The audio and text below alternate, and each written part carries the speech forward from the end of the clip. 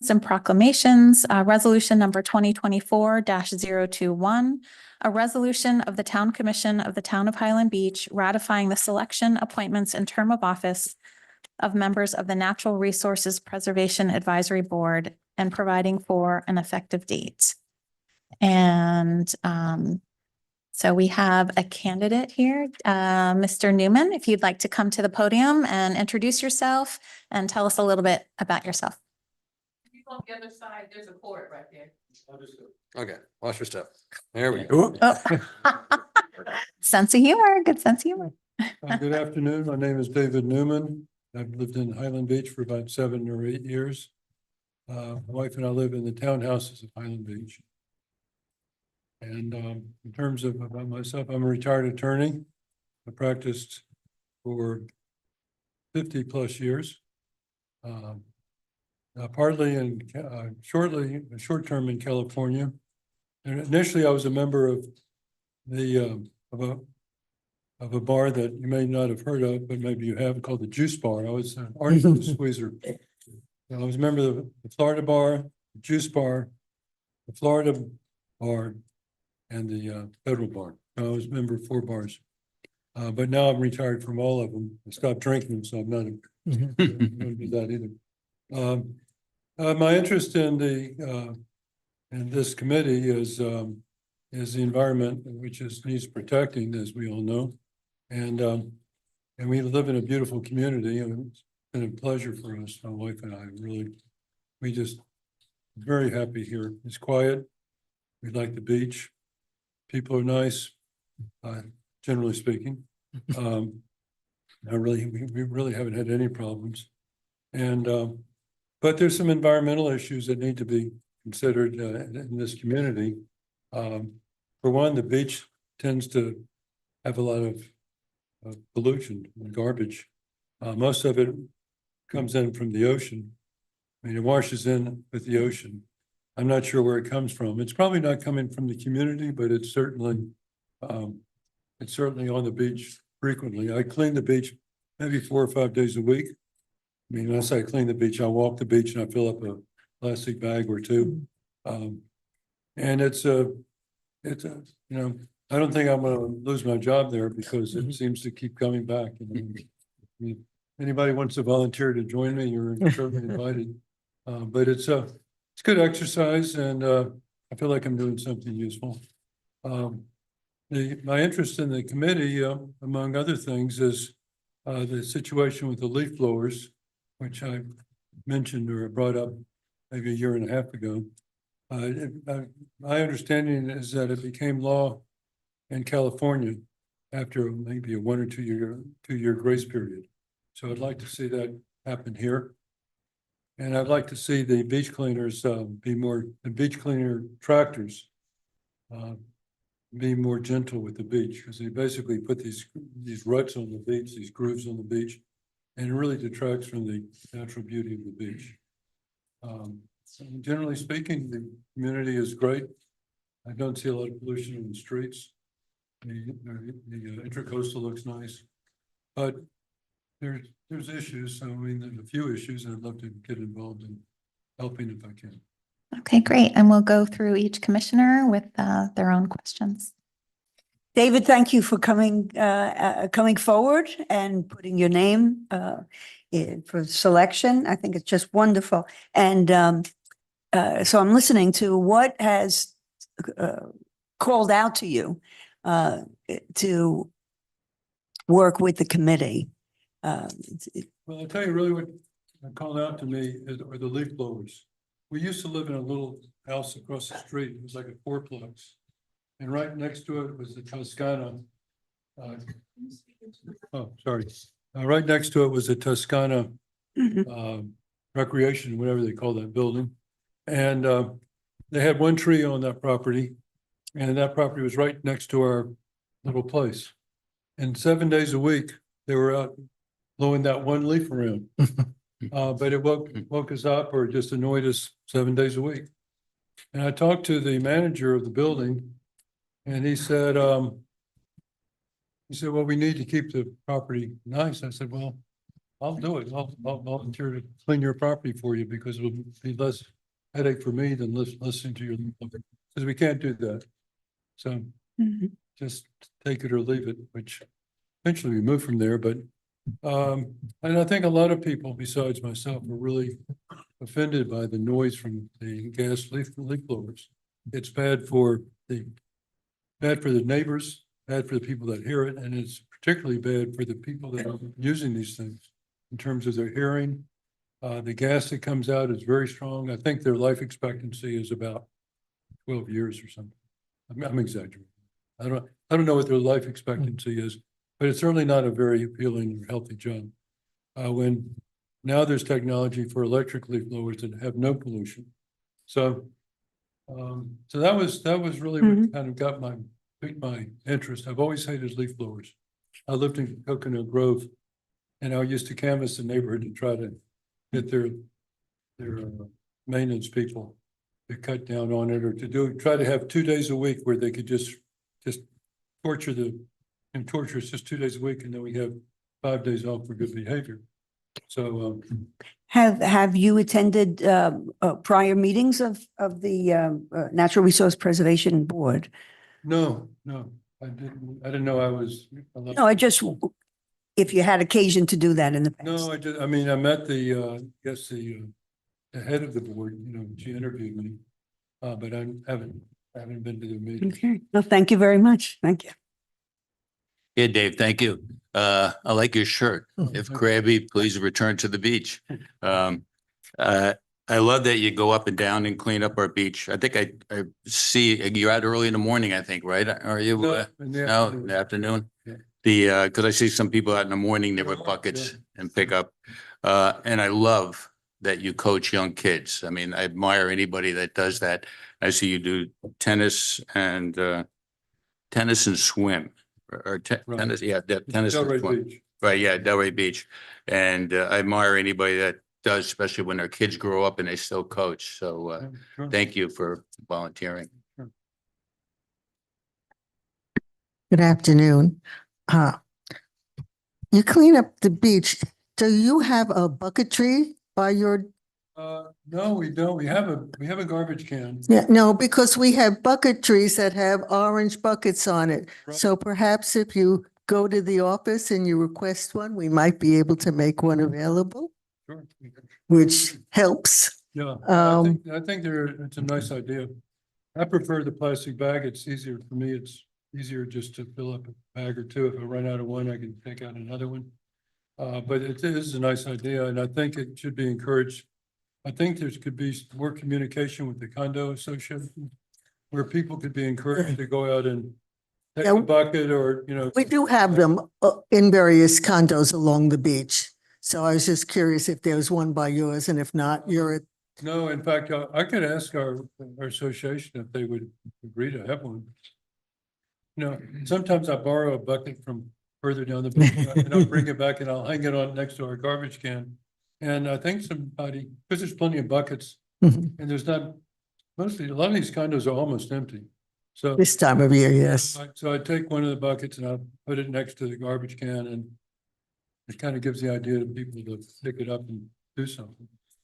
And beach rakers, that's been an ongoing issue, I'm afraid. Do you have a suggestion how it could be made better? Or you might think about something, because they've been here, we've had people testifying, and it just doesn't seem to be a win situation. So if somebody else can come up with a suggestion that would work, we're open to that. Well, I have some kind of half-baked ideas, but I think it'd be something that the committee could work on if I'm appointed to the committee. I mean, I think there's some things that can be done. It's tricky because they're on federal land. And so the commission doesn't have a lot of control over these people. Well, but they don't rake on the federal land, they rake on private land. And they are hired by the individual homeowners. And there are only 2 companies that do it. And if it's not a straight line, from here back, it's one, it's hit and miss. And when they pick it up supposedly, and they're not raking, it creates grooves. And if we could come up with some way of maybe getting people, because they charge basically the same, you know, maybe if they could split it and it would be more efficient for everybody. Right, right. No, they're going over each other's work and they're making a mess. I mean, sometimes you'll see these circles, they do these wheelies and they create all this really unsightly. I mean, sometimes the beach is beautiful and pristine, you know, after a rain or storm or just in general, and they'll come in and basically they're making a nice situation worse.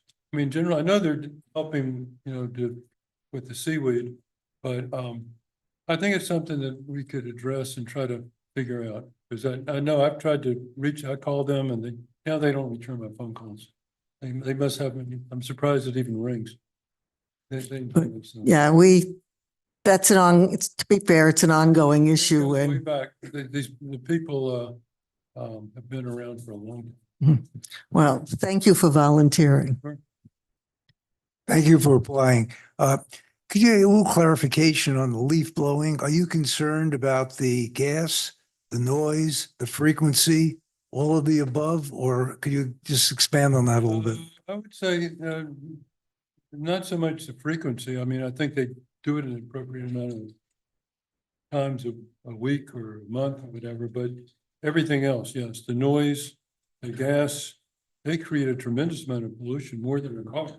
I think this little machine, but it's really, we're concerned about air pollution. That they're doing that. And then most of the people that use them do not have any kind of ear protection. So I don't know how it's affecting their hearing, but I don't think it's helping it. And it just seems like an awful job, but I mean, they're people hardworking people, and I feel for the people. I don't think it's their fault. They're just trying to make a living, and it is a very efficient way to move the leaves around, although the leaves will break down and it's good fertilizer, but everybody wants pristine property where there's no, the grass is perfectly manicured.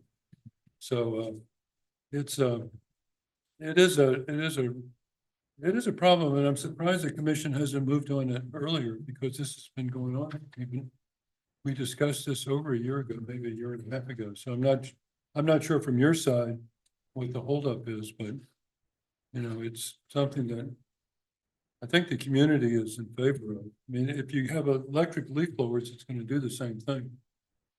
I don't know if the noise will be much better, but it'll be less polluting. And I think it just became law in California just a few weeks ago. I mean, it finally went into effect a few weeks ago. I think the law went into effect about 2 years ago. It gave them a grace period of at least a year, so the companies could retrofit their machinery and get ready for it. And I think we could do the same. Thank you. Yes, thank you for volunteering. I am in favor. I don't have any more questions, but yeah, I think there's a lot of competing issues on all of these items that you have brought up, and it sounds like you are very well informed and can contribute to the discussion. So I am in favor. So if we could have, assuming everybody else is as well, sounds like y'all are. I move we approve resolution number 2024-021. Second that? Commissioner David, Yes. Commissioner Goldberg, Yes. Commissioner Peters, Yes. Vice Mayor Stern, Yes. and Mayor Moore. Yes, Motion carries. congratulations, and thank you very much for volunteering. Thank you. Next item on the agenda is the fiscal year 2024-2025 budget presentation recap. That's right. David's going to bring us in. We're so excited again to present this budget. Again, our eye is on the future and staying consistent with our 5-year financial model. And with your approval over this month of the 24-25 budget, David will then get in the exercise of updating the model with the current numbers and bringing forth our updated projections going forward. Again, our financial position remains strong, but we have a cautious eye towards the future with some headwinds, but we are prepared to tackle all of our capital and special projects. And David's got some new charts we're excited about. You know how he gets excited about the budget. So, David, if you could bring us up to speed, that would be great. First of all, I want to thank the audience, the fire department for being here to watch this. I know that, I'm assuming that's why they're here. It's just a quick 3-hour presentation. So just really. Anyway, a lot of our initial theories and our approach to FY 25's budget has remained the same. And so not much has changed. We did see as we close out the month of July, so we've got 10 months of actual data that we kind of compare to. And so when I looked at that, I noticed that I was a little bit too conservative on interest income, so I bumped that up. But overall, a lot of changes aren't anything material. And so, matter of fact, some funds didn't change at all. Some just changed. Line items changed. I think at one of the last meetings, you approved a 6.5% raise to non-union people. I had in there 5% just to be conservative. I also had 7% for insurance, for health insurance. Our insurance came back at 6.2. So, these things were really within line. But overall, as we've always discussed, is what's going on with property values. And we can see here, this is our trend, right? Oh, year over year. And the percentages that you're seeing here, these are the year over year percentage changes. And so you can see, right, we just got done with 23 and 24, double digit growth in that area. And so right now for FY 25, we came down a little bit. Okay. And that's normal. We also talked about how our commitment to our initial plan, our initial 5-year plan, was to remain at a combined millage of 3.5875. Also recall that what we decided to do was another one of our goals was to make the water and sewer funds stand on their own, right? That was our goal, and every municipality should also do that as well. And so that's one of the things that we changed here, right? We no longer have a debt service transfer going from the general fund to the water fund, but instead what we did is we converted that to our fire department for the brand new beautiful building that you were successful at building. And again, all these changes we'll look at through here.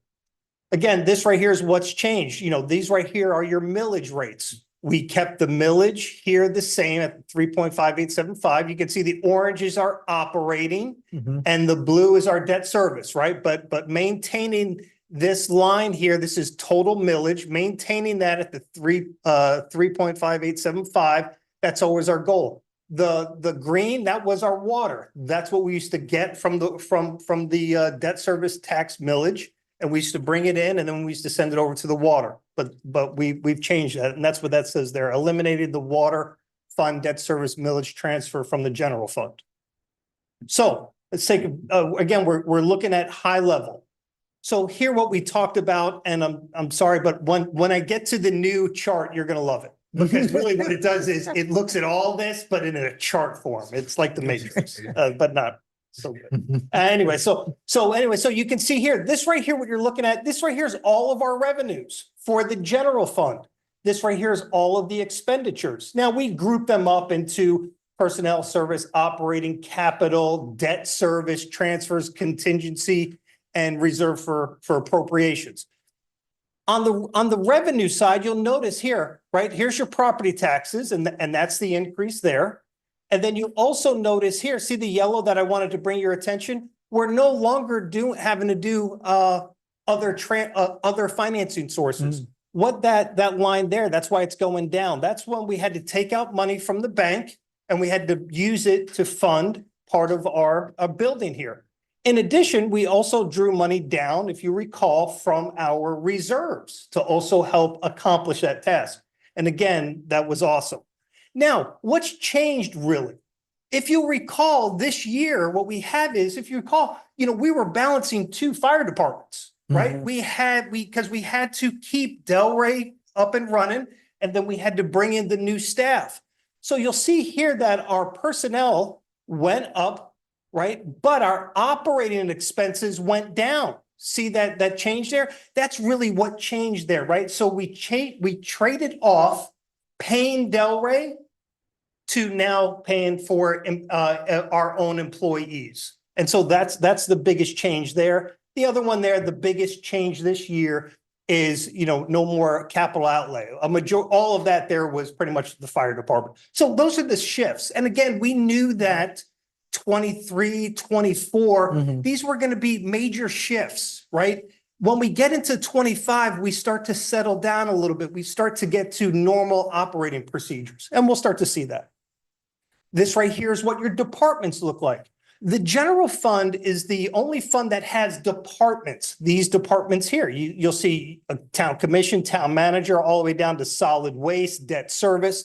The major changes here that we did for this year is we shifted legal into the town manager's department. If you recall, we also closed our post office, right? So that's one of the changes there that we saw. Public Works, right now, we have $1 million budgeted for what we're going to do with that old fire station, and we'll discuss that at the end of the presentation. And then you also have, if you recall, here's the fire department, that there's a major shift. This right here had a lot of capital and balancing two fire departments. Well, now we're getting to normal operating procedures, okay? And also something new with this, we are able to save this. And we talked about that, right? We talked about having the opportunity right now to start to replenish some of those reserves that we took out. And that was our plan.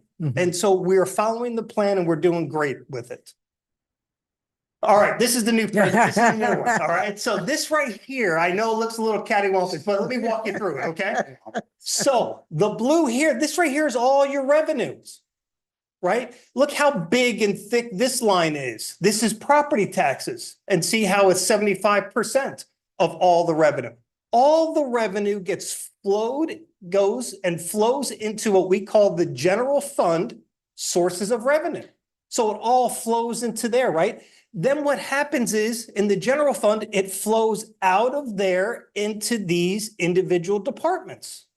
And so what we're showing here is we're showing all of the revenue, the $17.7 million coming in, a majority of it's property taxes, you got franchise fees, you got interest income, you got a little bit of grants. It all flows into here. And then it goes out to all the different departments, right?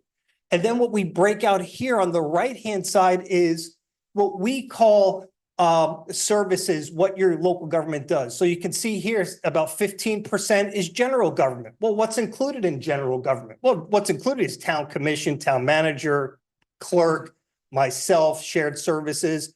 Library goes into something that we call culture and recreation.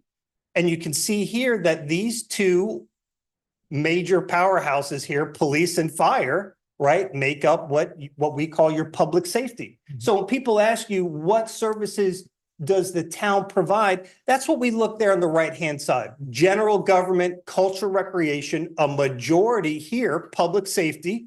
Here's solid waste. This is for our trash removal. Here's public works, right? Here's a little bit of debt service. Here's a little bit of our transfers out. And then here's what we're saving onto the bottom line, which looks like at about 5%.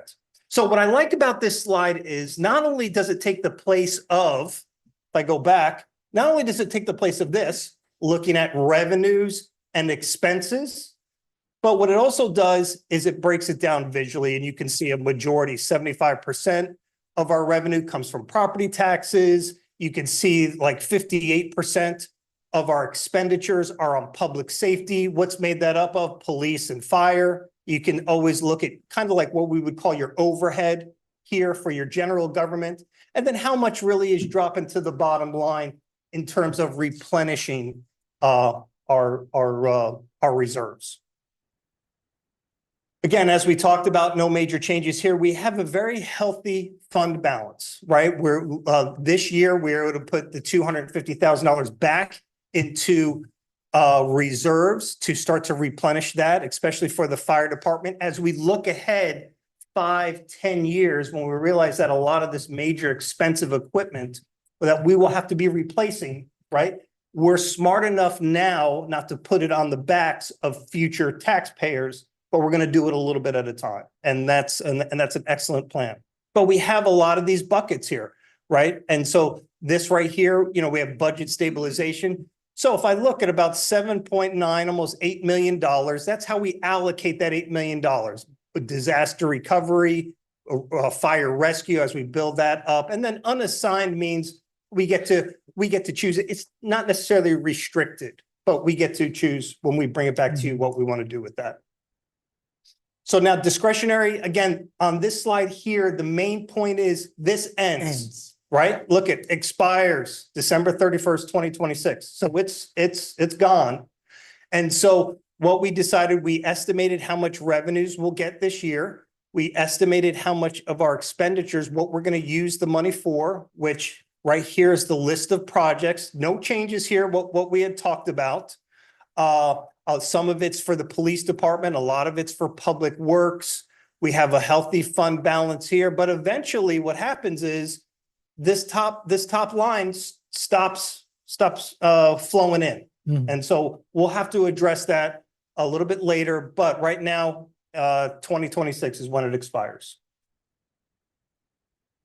The building department overall is doing fantastic. And so if you recall, you made once again another brilliant, smart decision by having that interlocal agreement to help this fund balance out when construction kind of slows down here, but it picks up in Gulfstream. It's nice. Matter of fact, we have embedded capacity, right, with our staff and under Jeff's command to be able to allocate those resources accordingly. So it's been doing phenomenal. We are anticipating a little bit of a slowdown. We are seeing that just a little bit, but at the end of the day, the fund is doing very well. You know, we're looking at about a 23% increase in this fund. A majority of it is charges for services, right? I only bumped it up a little bit. And then our expenses, obviously personnel, operating expenses, capital outlay. This right here is one of the major things that this fund is going to start contributing. Here is, I'll go to that one. Here is what the projects that this fund is going to be using, right? We're going to use their funds on the city's behalf, right, to knock out these capital projects here. And so again, same idea. Wow, where does most of the money come from? Well, charges for service, a little bit of fines, investment income, right? It all flows into this building department's revenue. And then how is it allocated? Well, right off the bat, right, you can see it's almost balanced pretty well, right? It's balanced very nicely as far as how much is for personnel and pension and health insurance, how much is operating, how much is capital, and then obviously transfers out to the general fund. So it's got a nice healthy balance there that will help it continue to be successful for the long term. And again, a healthy fund balance, extremely healthy fund balance, over 600 days of cash on hand that we're anticipating. So that's why we're trying to use up a lot of its stored up energy or stored up cash reserves, right? To help some of the projects that we have around here, resurfacing town hall, the trucks. Everyone here wants to see Jeff, so he's got traffic coming in and out, and so they're gonna do their proportionate share and helping out with improvements around town hall. All right, the water fund. The last time we were here, I only had 3 cycles, but now we have up through 5. And the water fund, people continue to use water, which is a great thing, right? They're conservative, but at the end of the day, we do have peaks and valleys, obviously, with the people coming in and leaving for that short period of time. We're still estimating, this is the circled items here are what the last cycle, which I won't get to the last cycle until December, right? So when we bill out for December, right, then that'll be for the end of the year. Actually October. Actually, when we bill out for October, that'll catch me up. But right now, water, right? Revenue grew by 13.7% and usage went up by 11. Almost 12% our usage increased. Now that's just with water, right? And irrigation kind of we're seeing the same thing. This is through 5 cycles. So again, it's doing very well. We're tracking it. We're changing out meters where we need to change them out at. And so it's being very successful. So overall, as you're aware, we have an 8% rate increase that we'll have a public hearing for. We've included all personnel salaries and adjustments. Right now we have a little bit of a slight decrease, but nothing major in capital, right? That's only down by $6,000. The big footnote here for this fund is the reduction in debt service, right? That's why we were able to not take it from the general fund and let the water fund stand on itself. The reason why is because, again, we had another $375,000 that we didn't have to pay out for debt service come off the books. So we're paying off loans at a good pace. Same idea. Where does all the revenue come in from? Well, it comes in charges for services. Got a little bit of investment income, appropriation from reserves to balance, right? So here's all of the money coming in. And again, it seems like a very healthy and well-balanced fund because all these items here, nothing is overly exaggerated. We got a nice, healthy allocation here with personnel, operating expenses, those continue to go up with chlorine and whatnot, capital, debt service, and then transfers out. So again, a very, very healthy look at how the money flows in and how the money flows out. Fund balance. Again, it's a healthy fund balance. It's at about 102 days that I'm predicting at the end of FY25 that we'll have left. This right here are the major capital programs that we're going to attack this year. That has not changed since our last meeting. And this right here is just a snapshot here of the debt that's on the water side of life here. And when it matures and the interest rates. Remember the good old days? Remember those interest rates were 1% and 2%, right? Those are good old days. Anyway, but at the end of the day, the fund is healthy and it's operating according to our plan. Now let's look at the sewer fund. Same idea with the sewer fund, right? My treatment grew by 12% through the first 5 cycles, right? And then by when I'm comparing our revenue increased by almost 12% as well through the first 5 cycles. So these are all healthy indications for long-term success. Again, this right here is that big picture. We have an 8% rate increase. We have increases in our operating expenses. The interesting thing here, I'll go to the next slide, right? See, this one here is heavily weighted on operating expenses. The reason why is because we don't have any personnel in that department, right? So this is one of the nuances. So the town pays Delray Beach to treat our sewer. Now, what do we have responsibility for? We have responsibility for all the sewer lines and the lift stations. We have to get raw sewage from point A back to them. And so that's our responsibility. But at the end of the day, they treat it. We have a long-term contract, a healthy contract.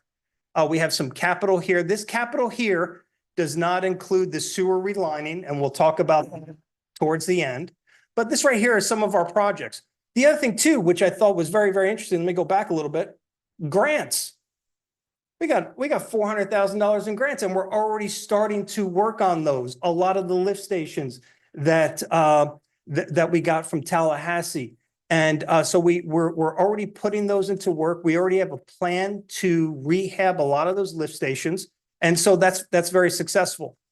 The other thing too here is appropriation from reserves. We're not anticipating any appropriation from reserves to handle these capital projects. The reason why is we're getting grant funds from them. So that's the plan here. That's the other good thing, appropriation to reserves. Right now, we're very well balanced. But at the end of the day, we'll talk about the sewer relining project towards the end of it and what our plan is going to be for that. Again, healthy fund balance. See this one here, but see that 308 days of cash? We're gonna start using some of that up when we talk about the sewer relining, right? And so it's okay. And the other thing too, you have to understand is the sewer side of life is much more corrosive, right? Pumps, machinery, the lining of, they just deteriorate so much quicker than the water side of life. And so this is normal behavior. Overall, this is your budget, right? It's a little bit over $28 million. What you're looking at here is, this is all your funds right here on the top right here. The bottom is all of your expenditures. They all balance to zero. And so we're matching up the revenue and expenses, whether it's by capital outlay, debt service transfers.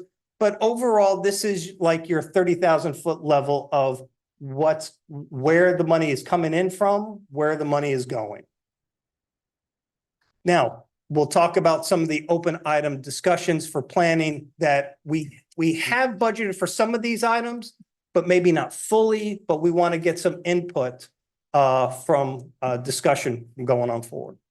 So as David alluded, sewer line project, we spoke a lot about that. Pat's working with a couple of vendors trying to secure pricing. It's not as simple as we had hoped, but we're working through those details to see what kind of vendors we can get in, working off of other existing contracts because of our luck previously of trying to bid out the whole project. So we're trying to see if a contractor will extend their pricing that they've given to a few other communities. Some of these larger communities move at a slightly slower speed, but we're narrowing in on those numbers and getting some prices. So it's an open budget item. There's dollars there. We just have to get those to be able to come back with a concrete plan for you all to say, this is what we can tackle. My guess and my conversations with Pat is we're probably going to have to do the side streets first. FDOT really isn't going to let us in the right of way. So we have an opportunity at least to break it into a couple of projects.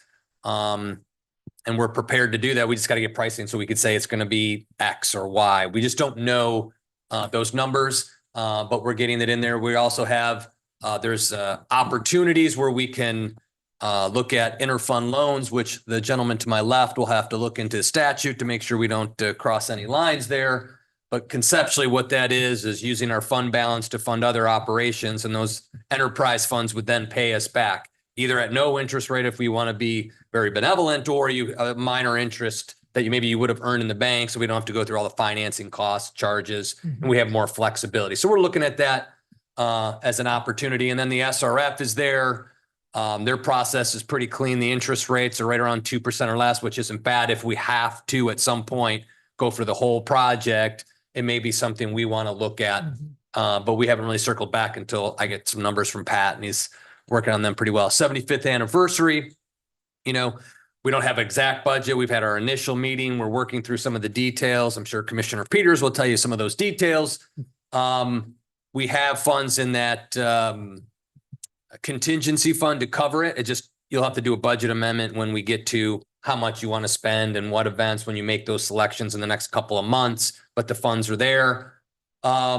Old fire station, we've circled it. PGAL still working through some of the structural elements. We don't know what that's going to look like exactly on those details. We do have it funded.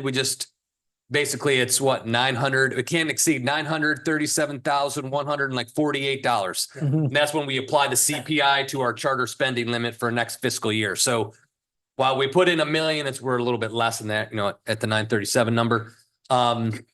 Police vehicles, which we've had some sidebar conversations, it's partially funded. We had some, when David did the interest expense adjustment, we put that in for vehicles. It's not going to cover the whole thing, but rest assured, when we start having these conversations over the next few months, there are dollars in your budget right now to handle that first push of it if you decide to give us that green light as we move forward in that conversation. So those are items that might require some type of budget amendment as we move forward, which you're allowed to do.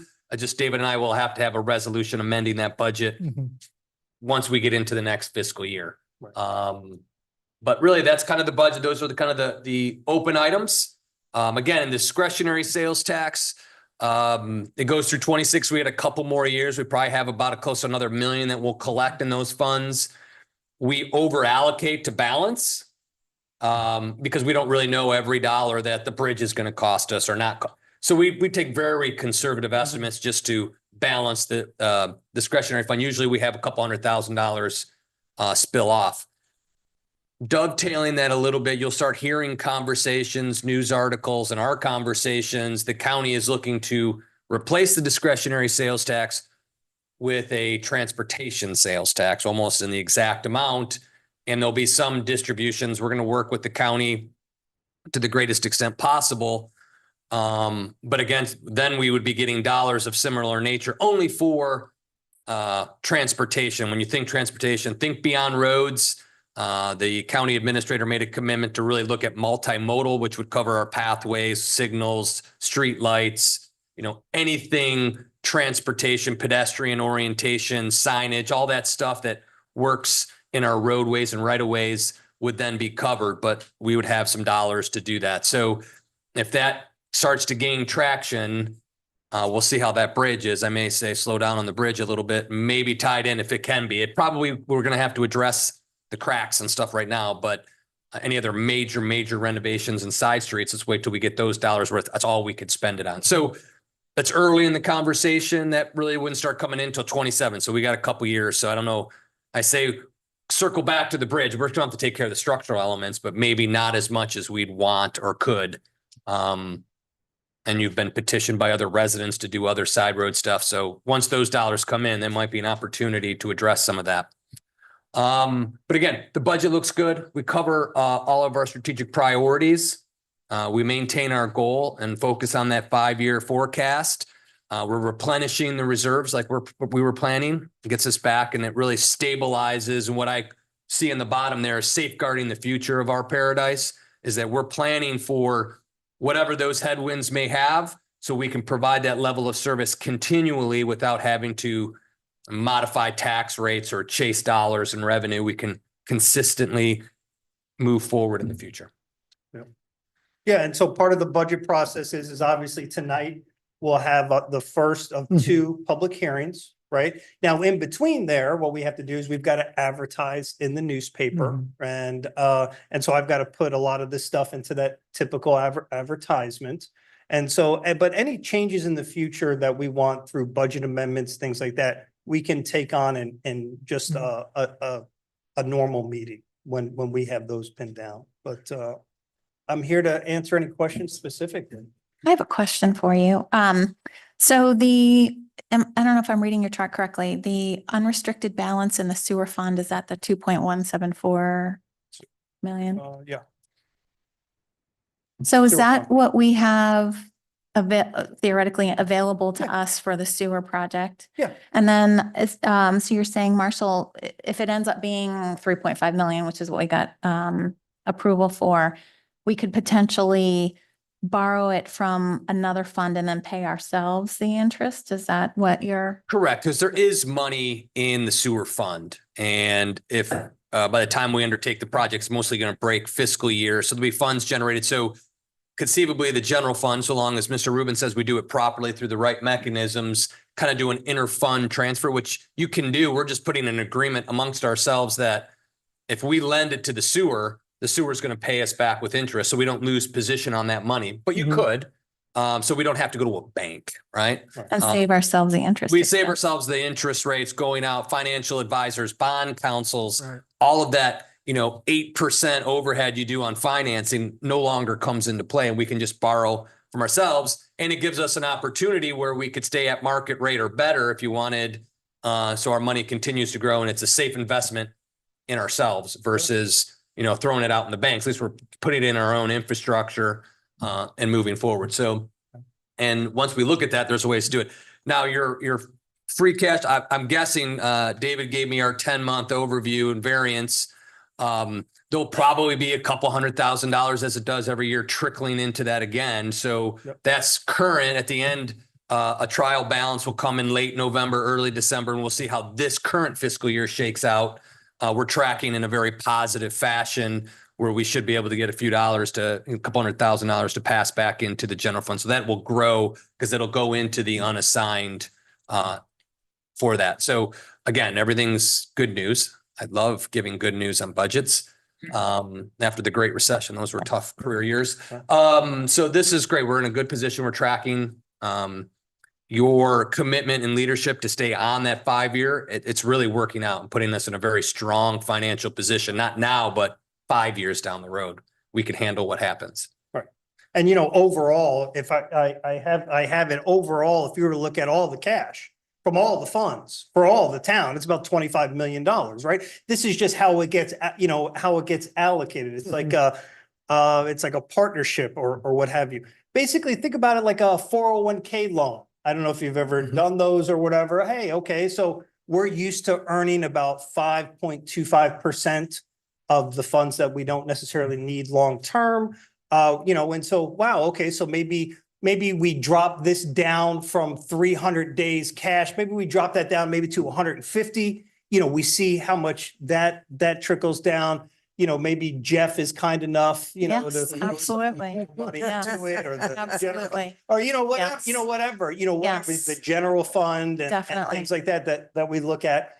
And so we sit there, but as long as, we pass it by legal and we Right. show it on our financial statements and we don't do it for a long term. Right. You know what I mean? We can really start to be self-sufficient and not have to do that. So it is an idea, but at the same time, SRF, you remember the water? Let's go to the water. Let's go to the water fund.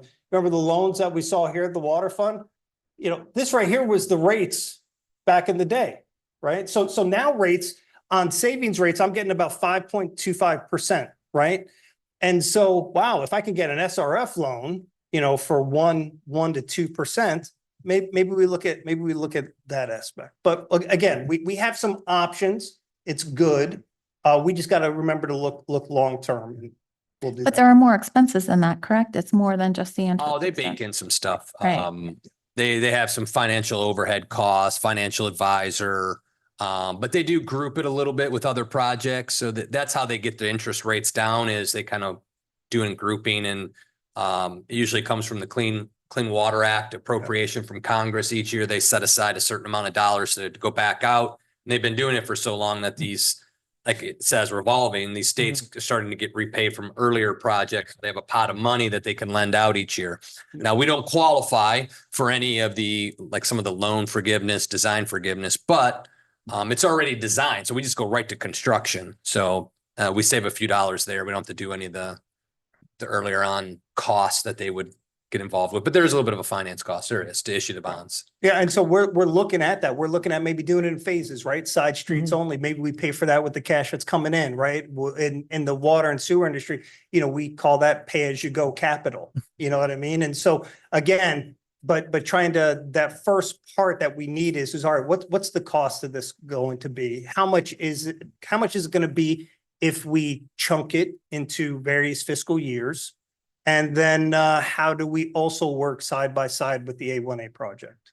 So those are the challenges, but it is on our top priority. And but the good thing is we have some options. So when we came up with the 3.5 million for the project, that was, we really did, you were just kind of guessing. So like any updated guess? So that was 18 months Mhm. ago, Something maybe like that. 2 years ago, and they came in at like 2.3. So we just said, oh man, if it's going to continue to escalate, and we kind of came close call with the fire startup costs that we estimate. So we gave ourselves a little bit more running room, and we said 3.5 million. My guess is the project is still probably going to be 2 to 2.5 million. We just got to figure out what those final numbers are to do it in smaller projects. Will they give us pricing on running linear foot of certain pipe size? It's kind of what we want to do, and then base it on a larger community, so they've got a pretty decent price, and then negotiate with them some type of appropriate mobilization fee to start and stop with 2 projects. So if it is closer to the 2.5, We could probably pull it off. right? Yeah. Okay, that's great news. Which is ideal. I'd like to Yes. not have to go through a lot of financing activities or exercises. While the SRF is a very appropriate and solid option for municipal financing for infrastructure, still hassles, and it's still issuing bonds for 20 to 30 years. It's still pretty big cost, and sometimes they entangle, prepayments and early payoffs and stuff. So you kind of want to stay away from as much as you can. Right. And And- obviously there's a lot of covenants too. Yeah, you gotta, There's- And keeping it internal gives us that flexibility sure. much more than if we were to go Yeah. external. Yeah. So I like that. Okay. Any other questions from the other commissioners? Just a related question. Yes. Condos and so forth are starting to work on their budgets and so forth. The 8% increase in is that what's projected and any change you see going forward on that kind of a percentage increase? Well, you got to remember, we started out, I want to say 12%, then we went to 10%, and now we're at 8%. After we get through, there's been a lot of peaks and valleys with the last 2-year budgets, right? Because it's all been the fire department, right? And standing that up. And we were successful at that. Listen, I have no doubt that we're going to be incredibly successful with the $3 million sewer lining project. But yeah, I mean, as we get through with this budget, we now can look at what is normalcy. And now we'll be able to redo our 5-year forecast. We weren't too far off. Keep in mind, when we did our 5-year forecast, we didn't have the 100% rate increase for solid waste, right? We didn't know about the post office closing down. There was a lot of things, but we're still relatively close. And I'm still a big believer in, let's take what the new norm is. Let's start rebuilding our 5-year forecast for what we think it's going to be at. Let's still look at, hey, if property values continue to grow at a very conservative rate, because the double digits and the 8%, I can't foresee that continuing into the future, but it's been surprising to me. But at the end of the day, we'll rebuild that 5 years and we'll look at where we're at. And then just to recall on that Raftalis, next year would be the first year where we'd basically be at CPI adjustments for the water and sewer rates. We're not having to make those big gains to get the system to be independent. This should be next fiscal year. It should be, making sure we should be at, 3% kind of change, 2 to 3% type of rate change versus this 8, 10 kind of number. Yeah, because the next debt, I can't see that far, but I think those are 30 and 37.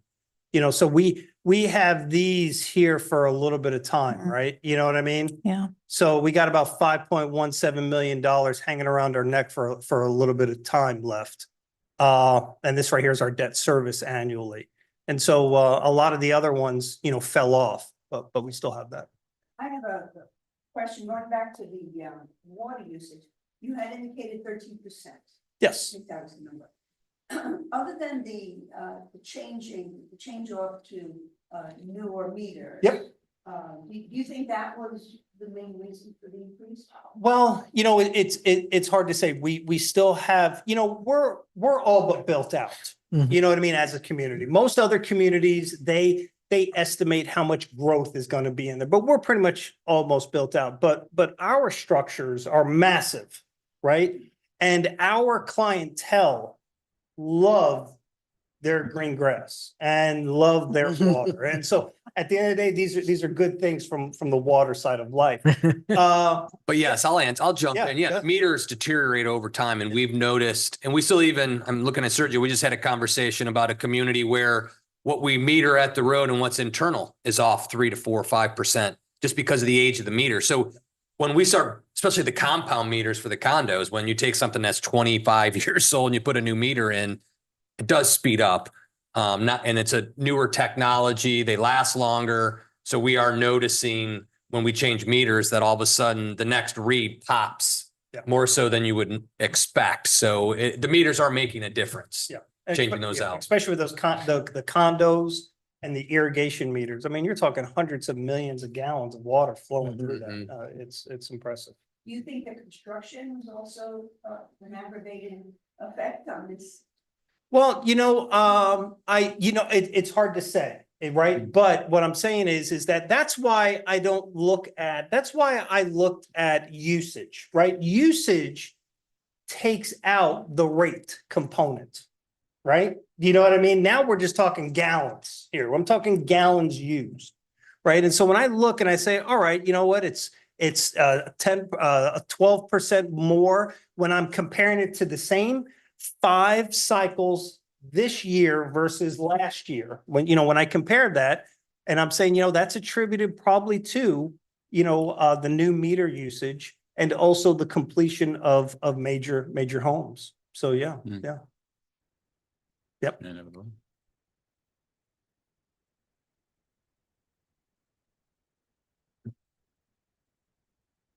So that's all I got. So we'll meet again tonight. Tonight's meeting, I Okay. won't go through this unless you would like it again.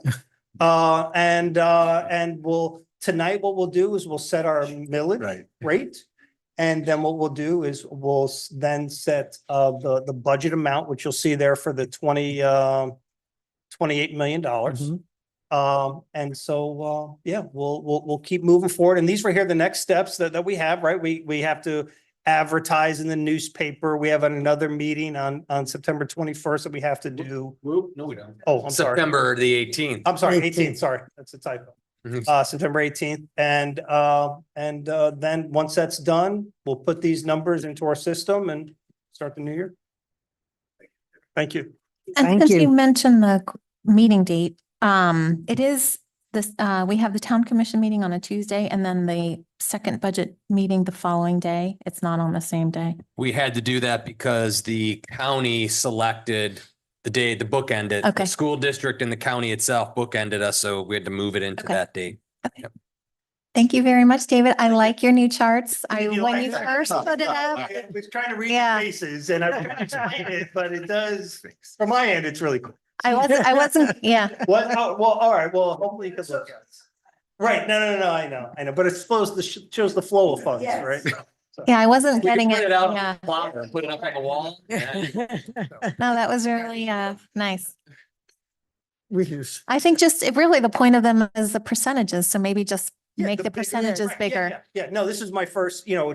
trial at it, but it does, instead of having a pie chart. Right. That shows, oh, Right. this is it. No, show the width of Yeah. those things and then show it all coming in. Yeah, And then show where it all gets. Right. Instead of having the dollar bill. yeah, Remember the days of the dollar bill? You see the dollar bill? yeah. Well, this is kind of the Yeah, same it's way, much but better. it shows it all. So anyway, Much I'm better. glad you enjoyed it. Yes, much better. Excellent. Okay, moving on to public comments.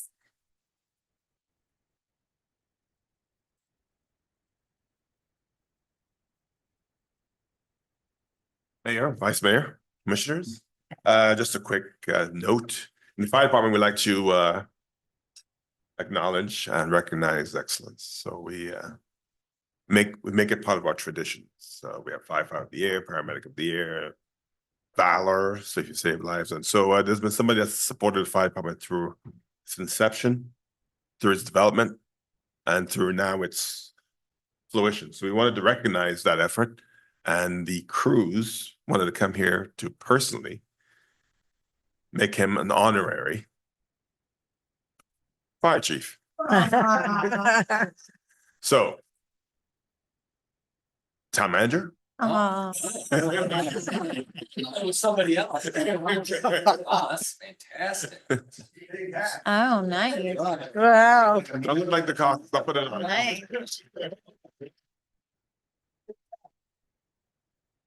Just a small way of saying thank you for all you do for public safety and for the community. Well, thank you, everybody. It means a lot. It really does. And I hear about all your good work every day. So I know this is definitely honorary because the hats were worn by the three chiefs in the room that do a great job keeping it all moving. Truly honored. It's a very great thrill, an awesome accomplishment we were able to pull off together. We all did this. We all made this a reality, and this is pretty cool. This Yeah. really is. Thank you. Thank you so much. This is great. This is great. Very nice. Right here for the day. Excellent. Well deserved for sure. Very nice. I got it after the budget, which was good, right? Thank you. Thanks for Appreciate coming. it. Thanks for coming. Very nice.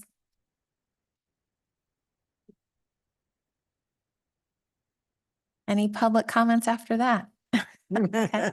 Mr. Newman?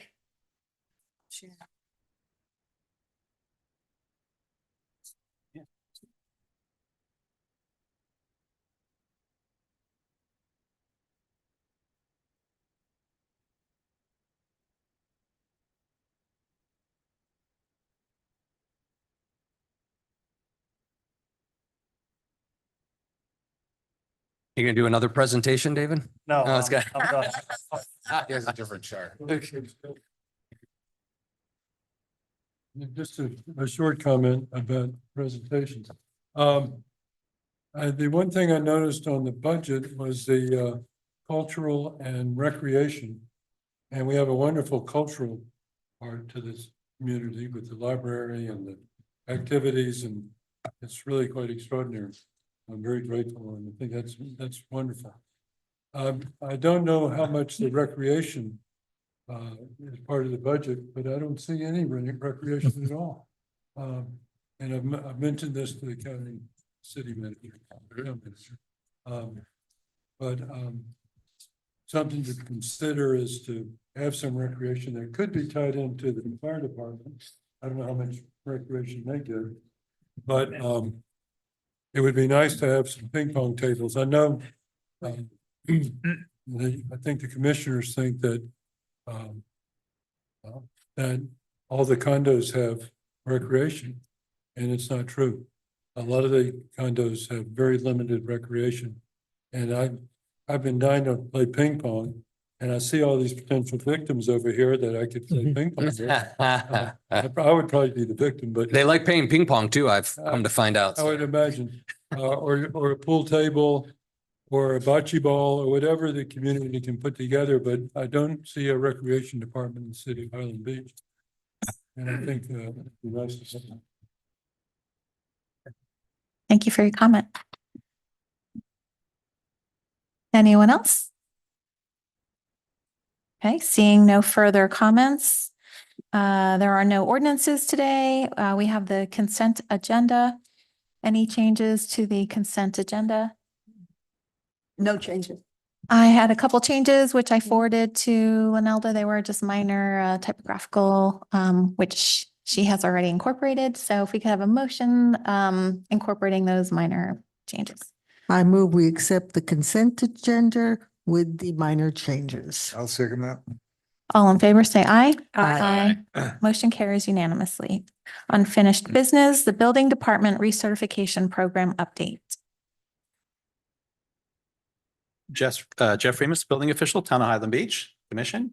Going to give you an update. I don't have a really fancy chart to share with you, but apparently, game on, Dave.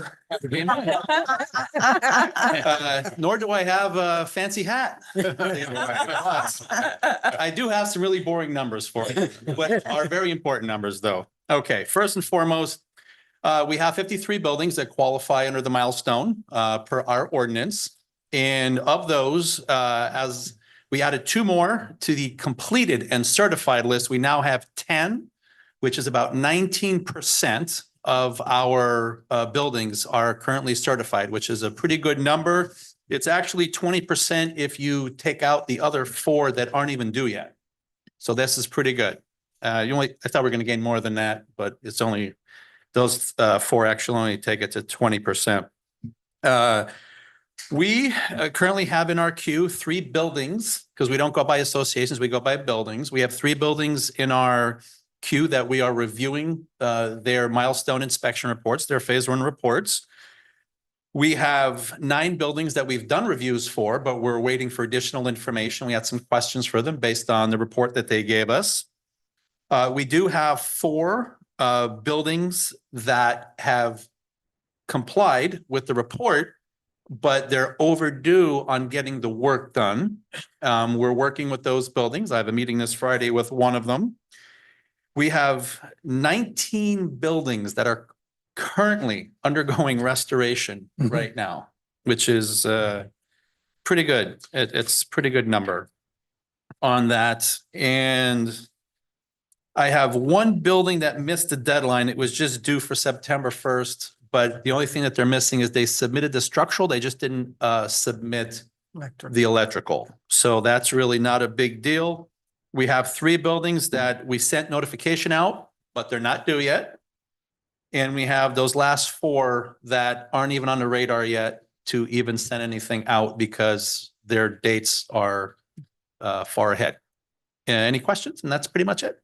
You had mentioned in a prior commission meeting that there were several or a particular community that was not responding at all. Was that cured? Yeah, all of that was cured. As soon as we release Adam with his code case, we had pretty much immediate compliance. And it seems to wake people up a little bit because no one wants that. We don't want that. We just want compliance, which is what we get. So we just sending a letter saying, hey, and it works. So I think we're in good shape. That's going to still happen as these, because when I come back, more buildings will be due. And some of them, may go by. So if you go, hey, geez, last month, nobody was overdue. Well, someone was due and they just didn't make the thing. But so we're in great shape. Okay. And I like the fact that we're down to 3 buildings to review their documentation for. That's great. Good. Excellent. There we go. Great news. Thank you. Thank you for Thank the you. update. That's excellent. The Florida Department of Transportation R update. Yeah, since Pat's gone, I guess Sergio will come up and say a few words about what's going on with the FDOT project and the commitment there. FDOT sends a weekly update, so Public Works will send that over to y'all so you can see what they're reporting on. But Sergio can give us an update. Hi, Sergio Gonzalez, Assistant Public Works Director. The update is it's going as planned. As you guys can see, they've done all the little orange things around the trees. They keep on working down all the way down. So as of right now, it's going as planned. Any questions on that? Now, I had a question on, I know somebody broke the Yeah. gas line, Yes. so we should beware when they come down. They're on top of that. They're on top of Yeah, it, okay. they're fixing things within about a week or so, because I know they're hitting a lot of sprinklers. And I field the calls, and they're within a week or two, it's definitely fixed. Okay. Yep. So what is now the anticipated completion? Oh, God, it's still Still a year away. about a year away, right? 12 months, Yeah, yeah. 18 months? Yeah, you're Yeah. right. Well, Well, closer, probably, I would say a good 14 to 15 months is the From big now. guess from here. Yeah. okay. Yep. Thank you. I have 2 questions. One, they appear to be skipping areas that have hedges or things jumping over them to go. Is that by plan and they're going to come back It's- and do them? Yeah, Or it's those by, here? it's by plan and design. Yep. Yep. They'll come back and do them. Okay, and then the other question is, do you know what the plans are for the turn lane on Linton?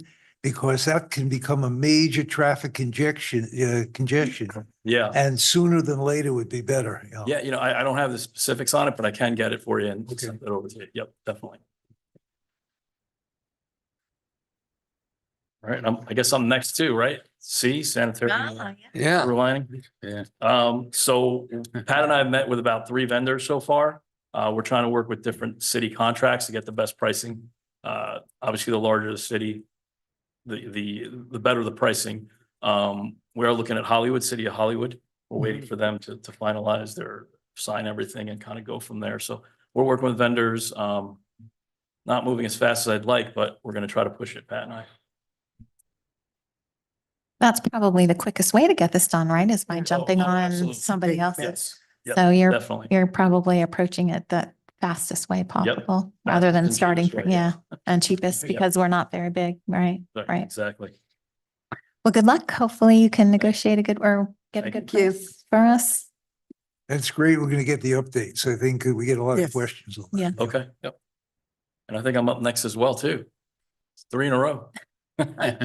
So new business, item A, approve and authorize the town manager to sign a surface agreement with Pantropic Power in an amount of $133,278.33 for emergency repair and maintenance to the town's generator to ensure the generator's long-term operation and reliability. So we have a huge generator right over here. It's about an 18-wheeler size. It's about 17 years old. It's starting to get rusted out. What they're going to do, 20,000 of that is going to be to have a generator on the side, just in case power goes down, hurricane comes through. It's already set up so we don't lose power. The other 110,000 or so is to actually take the roof off of the 18-wheeler, come in with heavy machinery and pick up the generator, bring it back to their shop, take it fully apart, rebake it, redo everything on it, and then bring it back, put it back in place and put the roof back on. So that's it in a high level. So it's better to do that than get a whole new, Right, yeah, Generator so for that's this. a whole new generator, probably be about 500 and up. oh, wow. Yeah, it's a big generator, so. And then how long do you think it'll last once they, Do that. I think there's a warranty of a couple of years. I would say definitely, 5 to 10 years from there at least. I assume all the oil from the present gets discarded, not reused. Is that correct? Oh, yeah, that's correct. Yep. Everything's gonna be brand new. Well, Well- brand new refurbished. Say that. But we have to have it in working order. We can't have a situation where it doesn't pass tests. Right, exactly. So Yep. this has to be done. Yes. And this PM company that we're using now was a lot more thorough than the last one. And this is why they found all these different things with it. So might as well get it done now, make sure it operates correctly, have the generator on the side just in case. You're anticipating 30 days? Yes, that's the goal. Yep. have we ever done anything like this before on this generator? Is this the No, first time we're First doing time. that? Yeah, it's about 17 years old, so it's gone through a long life so far. So Yeah, hopefully. we did the muffler No, the about muffler we did, yeah. about a just the year muffler. ago. Right. Fan belt, like a Yep. big fan that goes on it, and that Mhm. was $100,000. Right. But it's a big diesel engine. Yes. So it should last once we fix it. It's just, Yep. we should have been doing these things before, but as Sergio was saying, with the last company missed some close looks and we Right. need to replace some parts and Yep. They weren't as rebuild thorough. the diesel engine. Do you know what the frequency is to empty the completely and put fresh fuel? The oil? Yeah. I don't know. I could find out for you. I think we do it annually, kind of like an oil change, but it's That's- kind of like Well, we it's- just so, kind yeah, of change the filter. it has quarterly PMs, the machine. So I don't think they change the oil quarterly though. So, but I could look at it, let you know. Okay. I asked the question because my condo right now, we're going to have to do some similar things, smaller generator. Right. But one of the things is the frequency and how often it should be changed The oil, right. and Oil. cleaned out. Yeah. Yeah. Yeah. I could send that over to you on our, yep. Well, I'm in favor of Yeah. doing this necessary repair to the generator. So Yes. everyone is in agreement. If we could have a motion? I move that we authorize the town manager to sign an agreement with Pantropic Power in the amount of $133,278.33 for emergency repair and maintenance to the town generator. I'll second that.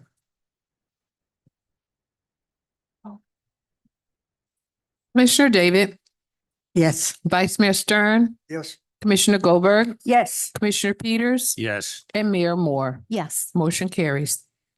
thank you Thank you. very much. thank you, Shirley. Next item, resolution number 2024-022, a resolution of the Town Commission of the Town of Highland Beach terminating the town's 401A defined contribution plan. Yep. As you recall, we took on the services of Sage View, which is a financial planner to help with us managing the 457 and 401A plans here in the town, moving away from ICMA. So we've got that in place. Lincoln is now our current provider of the actual retirement accounts, but we need to close out. We have a lot of ones hanging out in the ICMA. So we're going to go through the activity where they will close out and do distributions to the old Mission Square. I always say ICMA, but it used to be ICMA RC Mission Square. So we close that out. So we got to take, these are the last steps to get them to distribute it back to the folks and the beneficiaries and close that account. So it's just kind of like some bookkeeping, if you will, to close that out. And again, thank you on behalf of all the employees having a financial advisor looking at our retirement accounts and giving us some good advice. And not only is it advice, but they make quarterly reviews of all performance. So they keep an eye on what's a bad product, what's a good product, and shuffle out the garbage and keep us in the best, higher performing plans available. Are employees happy Yeah. with the? Yes, yeah. It's much better. And then having an independent review it and give you advice, and then giving us as a community commission hey, this product's a dog, you don't want this anymore. Let's change over to this product and make those changes. So everybody's income, retirement income continues to move forward rather than stagnate or fall. So Sure. it's a really good way of doing it. Mission Square, I feel bad as a city administrator and always being part of ICMA. They just, when they switched over to Mission Square, they didn't do it properly. And so they had a lot of problems. So I'm glad we got through that. And now we have good customer service. We got an extra set of professional eyes on everything that's going on. So it's good. Great. Critically important item. So, That's excellent. Yep. Very good. we can I move move we approve resolution number 2024-022. I second that. All in favor, say aye. Aye. Motion carries unanimously. Resolution 2024-023, a resolution of the Town Commission of the Town of Highland Beach, providing for annual training for members of town boards and providing for an effective date. Yes, Mayor. So at the last meeting, we were talking about code board and that resolution where we talked about the procedures. We did include training in that resolution, but the commission wanted to expand it to all the boards. So essentially, this resolution provides for annual training on at least an annual basis. So that's why it's annual training to each board. Every board will get the Government Sunshine Law because they're all subject to it, public records, high level code of ethics, because you have to undergo that county code of ethics. And I don't too much of that stuff. I think you stop hearing it after a while. The purpose and powers of the board and some basic parliamentary procedure, motions, that kind of stuff. But then we do have our three quasi judicial boards, which are Planning Board, Board of Adjustment Appeals, Code Enforcement Board. So with those boards, we'll go into the quasi judicial procedures, what the burden of proof is, how they operate, disclosure of ex parte communications and that kind of stuff. So this way, every board's covered and the training will be done at least annually. Hopefully when new members are appointed, because I know that was the commission's concern, is when we'll schedule the training, but we'll do it at least annually. Any questions? I'd be happy to answer them. The only question I have is not really for this, but is a procedural question for us going forward.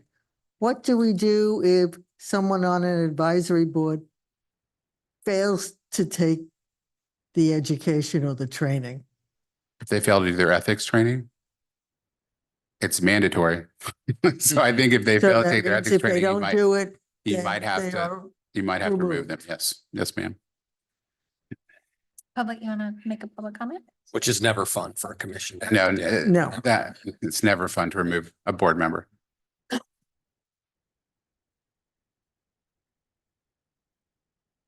Rick Greenwald, Tranquility Drive. Seriously, just to follow up on Commissioner David's question. I'm all in favor of education and so on, so the idea of this is fine. The actual resolution is really, probably deliberately, but is lacking on a lot of specifics. So there's nothing in there about how long this training is going to be, how onerous it's going to be. Until you just mentioned it, there wasn't mentioned whether it was mandatory or recommended, or what happens if you don't do it, or what happens if you don't do it in a timely fashion. Is it for everybody every year? Is it for new members only? Is it for reappointed members, or how is it? There weren't very many details. In other words, again, I'm all in favor of education. I don't know how much you have this planned for in person versus online versus the different ways of doing things these days. I know I did an ethics and sunshine thing when I first appeared on the Financial Advisory Board. And again, I'm all in favor of that. But if this were something that like every year I had to show up for that, most of these things get, in my experience with these kinds of things in other industries, at least, I mean, it gets pretty repetitive and not hugely helpful sometimes. So I just thought that before this passes, there probably should be a little bit more definition as to what the expectation is on the part of our prospective board members, so that they're well educated, but at the same time that they're not unnecessarily scared off by chores that they might regard as being somewhat superfluous. So Just for consideration. Thank you. Commissioner David, I believe, was talking about the county training. So how I anticipate this working, and I've done it in other municipalities, really it would take place at a board meeting. It would be at a regularly scheduled board meeting. It wouldn't even be an hour, like it would be no less, no more than an hour. And I know it gets repetitive, but every year, like I'll get the same questions, especially with sunshine law issues and that kind of stuff. I think it's good to do it every year for the entire board. That's just based on my experience. It's always a good refresher. And I wouldn't make people sit there for hours and hours on this. Yeah, stuff. I mean, based on that explanation, I would be fine with it. It just wasn't defined as best No, I as I can understand. tell, at least in the resolution. So I just wanted some clarification. That's all. Thank you. You're welcome. Well, I'd like to comment on that. I think that's a good idea to have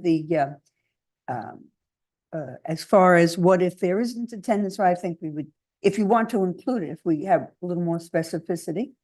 And I agree that I think just a refresher, I mean, lawyers have to do it, doctors have to do it, nurses, so many certifications are required on an annual or every 2 or 3 years. So I think that's a good idea. But tightening it up and just the consequences if you don't, I think it speaks to having it mandatory, that's clear.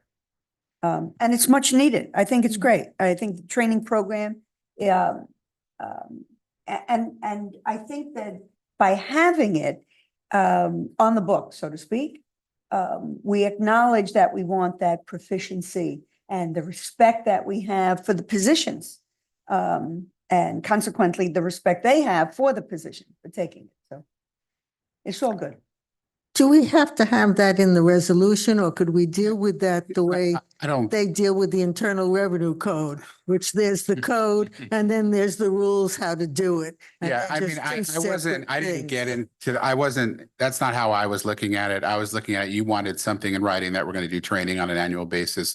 I didn't, and that's why I didn't really get into the specifics. And I understand you have no idea what I'm thinking maybe, but this is just what I've implemented in other municipalities where once a year, usually some, it's the board organization, but I'll coordinate with Linelda what the best meetings would be. And it would just be during the course of a meeting. And I'm not talking, for this stuff, I'm not saying, you're not there, you're kicked off.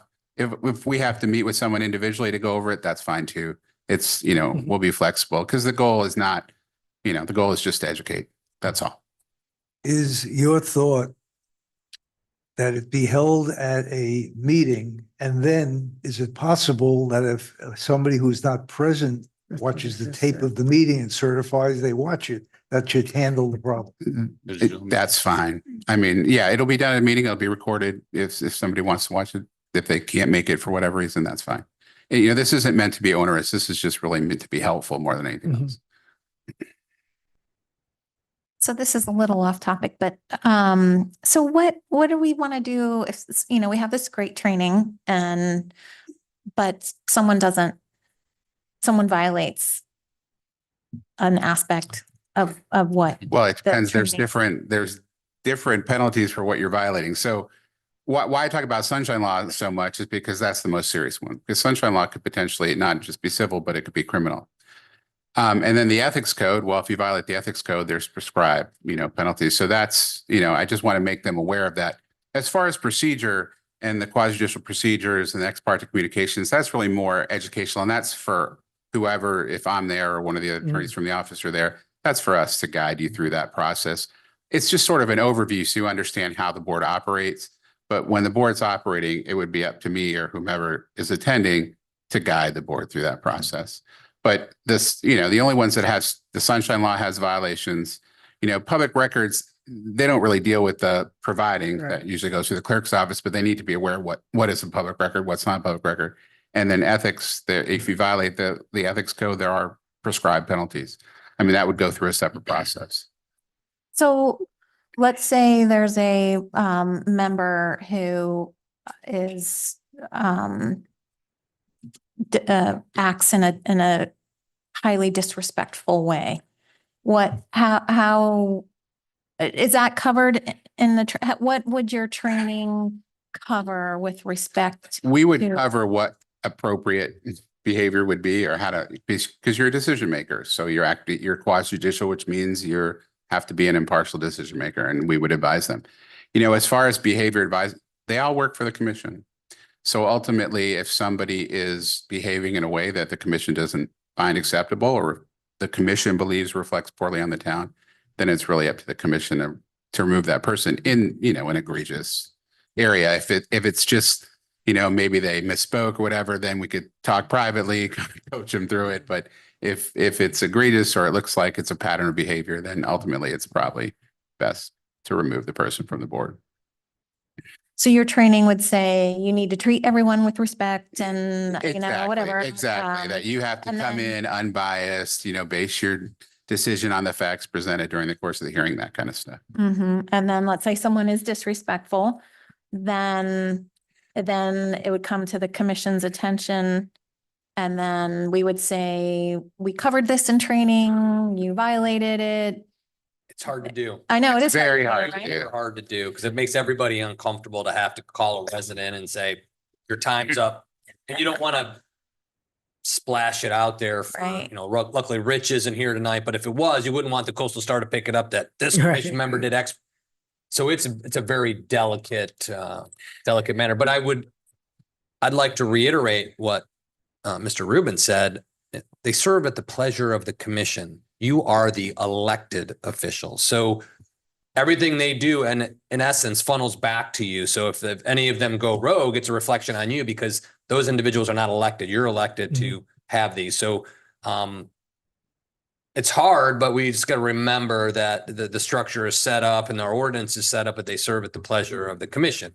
If you want them to be independent, truly independent, then they need to be elected. But since they're not, they serve at your pleasure. So you'll have to have a pulse on it. But it's quite challenging. We tried, but we don't have a lot of problems with it. Again, procedurally with some of the quasi judicial, I'd like Mr. Rubin. I'm just looking from a risk perspective. We say something out of school, we take an inappropriate motion, don't disclose something. They're in the parking lot saying something and breaking the sunshine. Those things need to be, because those really do have consequences and can put us in a financial position too. That's not good. So it's a good direction just to remind everybody that, what it is. Hopefully we don't have to get into guidelines for interactions. I had to do that with the commission. Evelyn was remember back in 19 and 20, we had to put in some rules because everybody was going in different directions and we kind of had to establish some baselines. You can do X, you got to disclose this just so people know. And you keep that communication. The more you communicate, the safer you are. So I think the training will be good. It's been a few years, so we kind of lost a little sight of it. Yeah. So We'll get back to it. back on a regular schedule. Oh, yes, please come.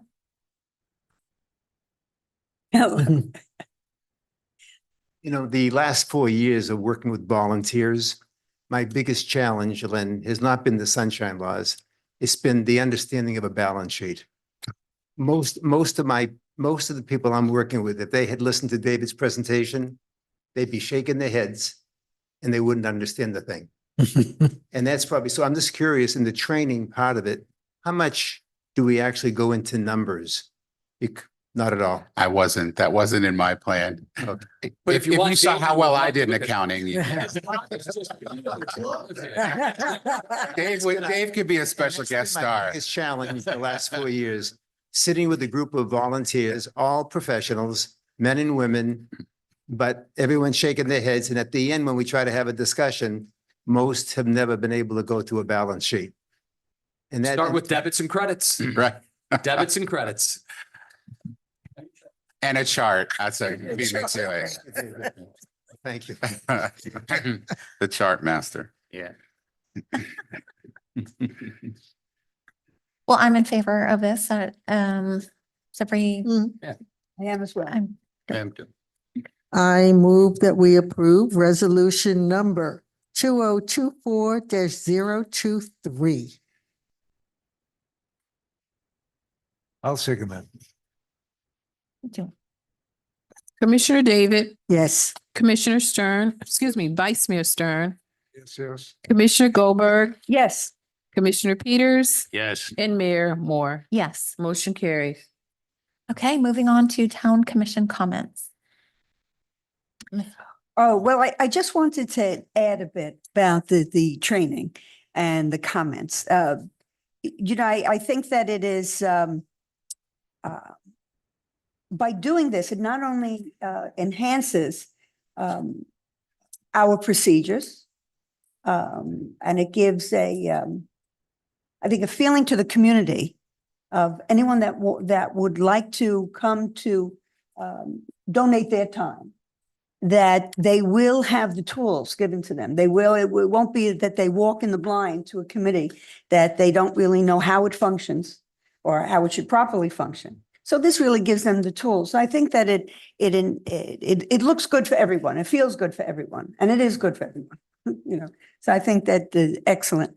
And Jason, I also, it would be great to be able to pluck out all financial people come in and accountants, you know. But we do actually, if we're looking at a finance committee, so we are, the commission is looking assumedly for specific skills. So moving on from something else, I'd like to congratulate our town manager again.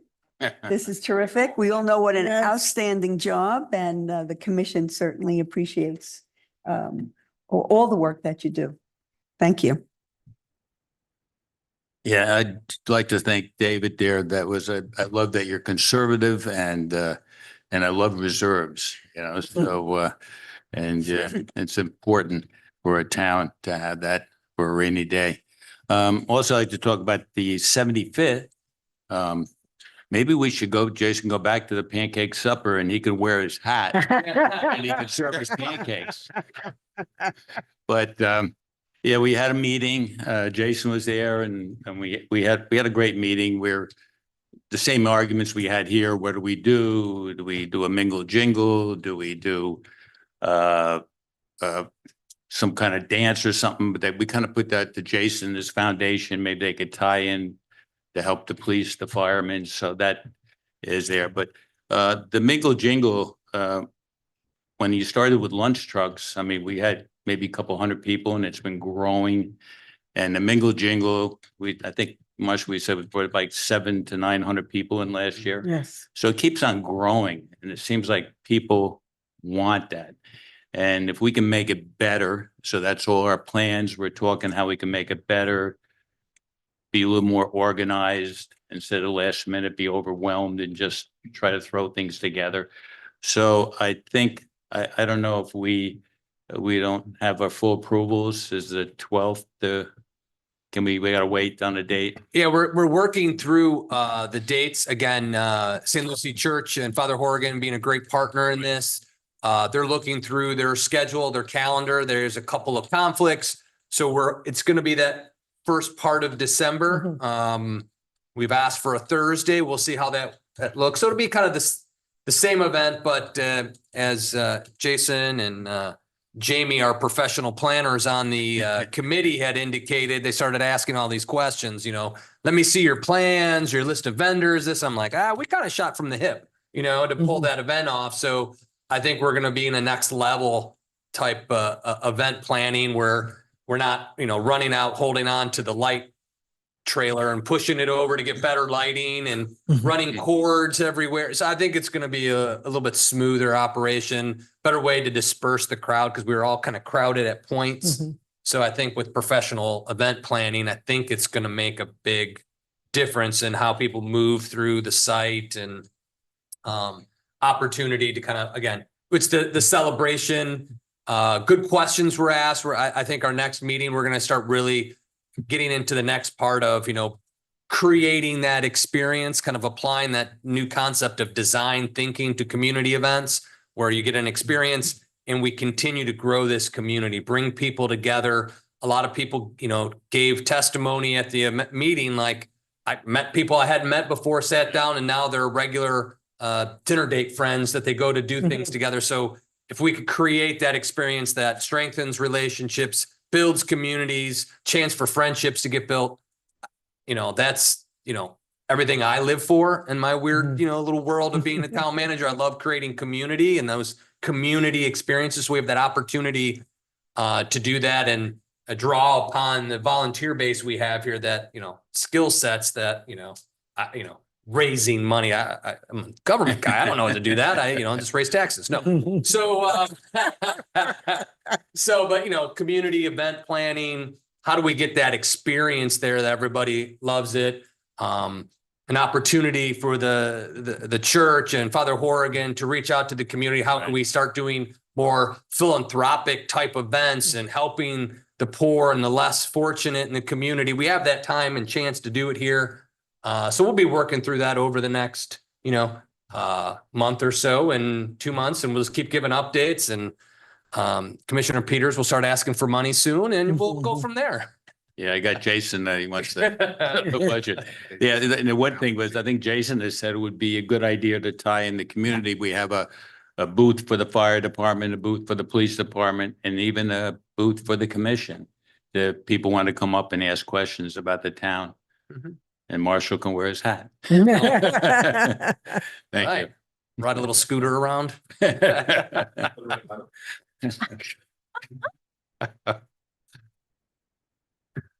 I think the idea behind the training really was people need to understand that they have to react in a professional manner and not spout off with extraneous things that create issues. And maybe you think a little bit before you talk.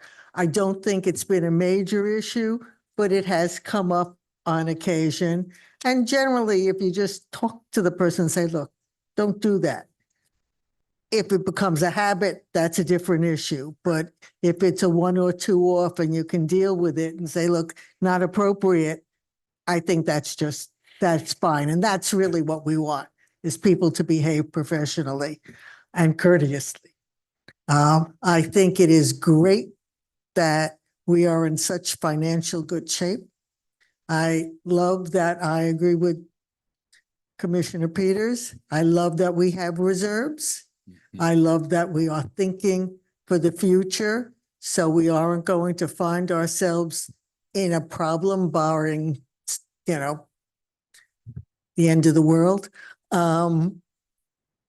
It's comforting to know that we live in a town that provides wonderful services. I mean, we're a tiny little place, and yet we provide big city services. And we do it well, and we do it economically. I mean, I know people complain about the water sewer rates, but they have no idea what they cost in other places. They don't know that we are really one of the cheapest around, not the most expensive. And the fact that we can keep that going, the fact that we can make the enterprise funds self-sufficient, so we're not pulling out of the general fund, all of that speaks really well to David and the Finance Advisory Board and the commission itself, that we understand this is where we need to go, and we're there. We just have to keep it up, but we're there, which is, I think that's great. Vice Mayor? First of all, congratulations on the hat. Hey, guys, we don't have to do a review. Just a quick update. Rich Pollock did an extensive interview on the electric vehicles and so forth with myself, and I know with the people in the fire department as well.